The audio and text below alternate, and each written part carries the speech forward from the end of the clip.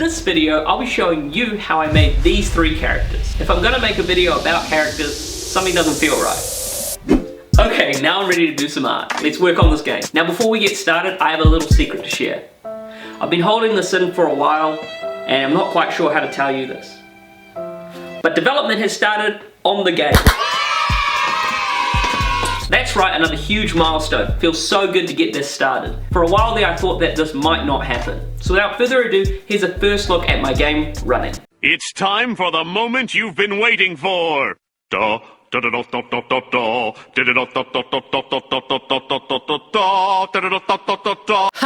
Just kidding. I wouldn't put you through that. Wow, look at this. We got a guy that runs, jumps, and collects stuff. A massive shout out to my developer who's put in a huge amount of effort to get it this far. But there's just one problem. As you can see, there's nothing to dodge, there's no enemies, there's no challenge. That's what we're going to be doing today. We're going to be creating the enemies. Just as a disclaimer, this isn't a tutorial. I'm just going to show you how I made stuff, and hopefully that might help you. For the first couple of steps, you're going to need one of these. Before you can design any characters, you need to figure out what you're going to do. So let the brainstorming begin. So I started things off with a little mind map. I just tried to think of random ideas, and what I was really trying to think of was, what is the enemy of a Fijoa? And then I just highlighted the ones I thought were the best. I decided to focus on these topics. I'm going to flesh them out a little bit more with a brainstorm. So I just tried to expand on what I'd previously done in the mind map.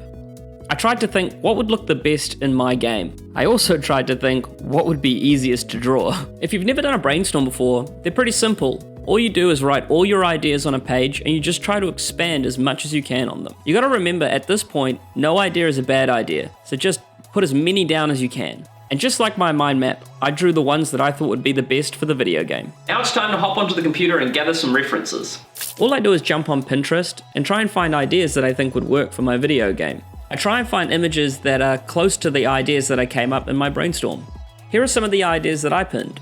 Now, I went a little bit overboard with how many references I got. You don't need quite this many. By this stage, you should have a lot of ideas buzzing around. Kind of like me with 3 Red Bulls.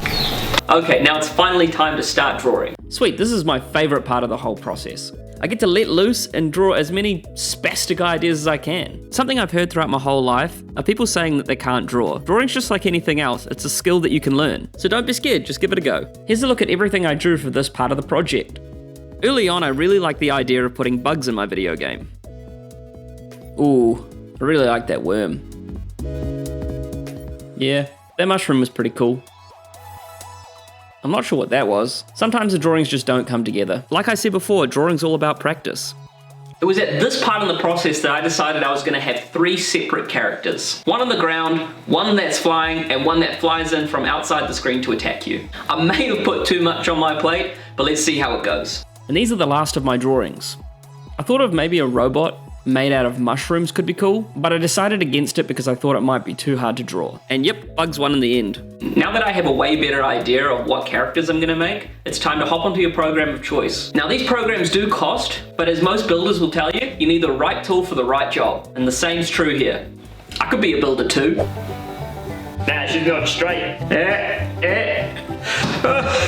Lumber. I decided to go with Sprite because it's a tool specifically made for the job, but if you have Photoshop, that works too. Okay, on to my first attempt.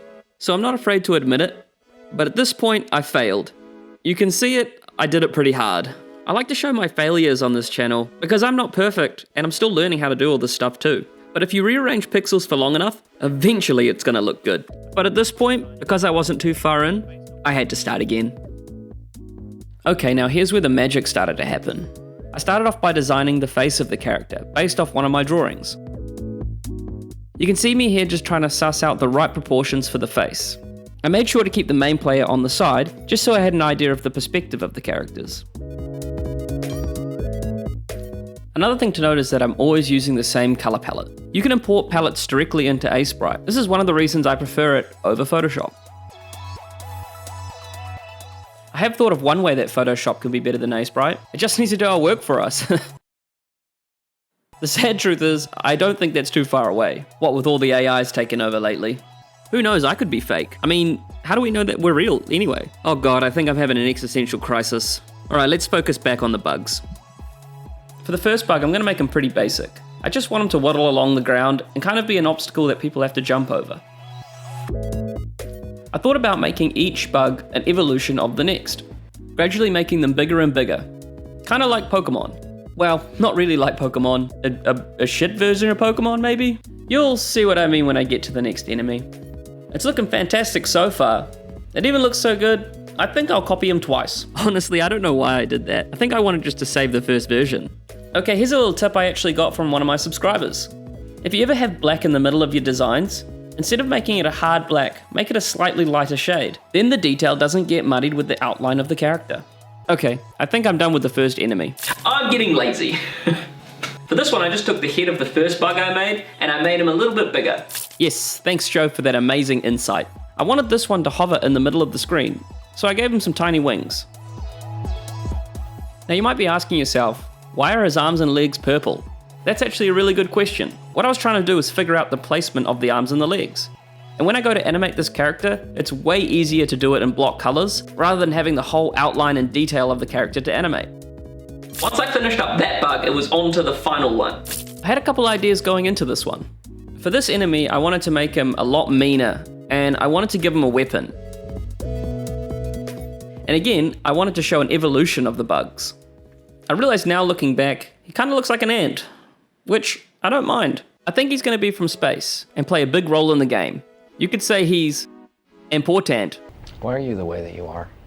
For some reason, the day I drew this, I was really on a roll. Usually it takes me weeks to draw these characters, but for some reason this one took me no time at all. And here's a look at the final design.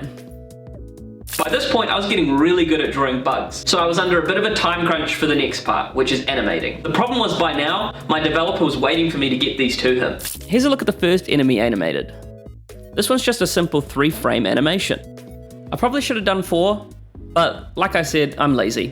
What I tried to do is really squeeze and pull the character. Okay, on to the next. Now this one was pretty simple to animate. I just wanted him to hover in the middle of the screen, so I made him bob like a floating apple. In the game industry they call this an idle animation. They're really simple to do, and the effect looks quite good. After I finished the hover animation, I just had to go back and add in some more detail. Because I kept the frames relatively the same, I could just do it once and copy it to each frame, which made my life a whole lot easier.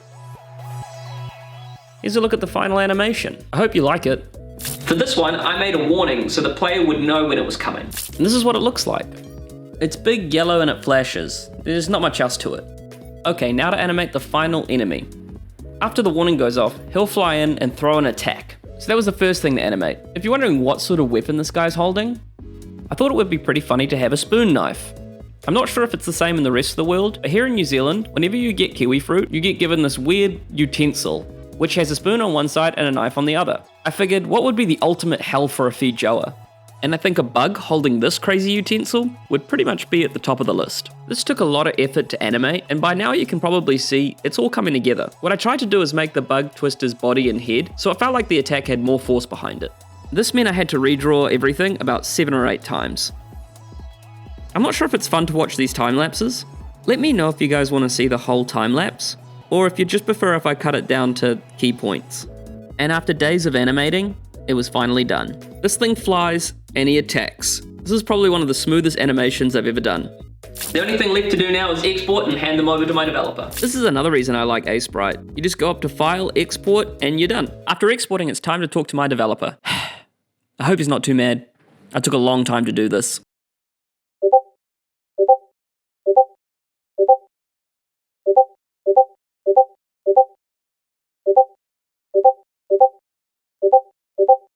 He didn't seem too mad, but holy is he quick at doing stuff. I guess there's only one thing left to do. Let's check out what the final result looks like. It's time. No, we already did that. And here it is. Oh, shh. Our first enemy's about to head onto the screen.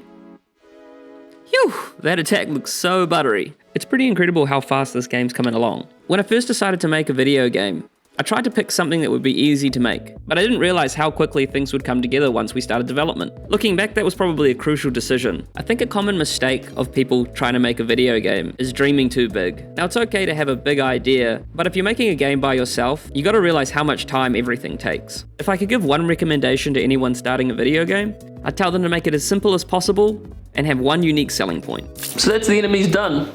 Thanks for watching, and I'll see you in the next one. Hopefully it's not 2 months again.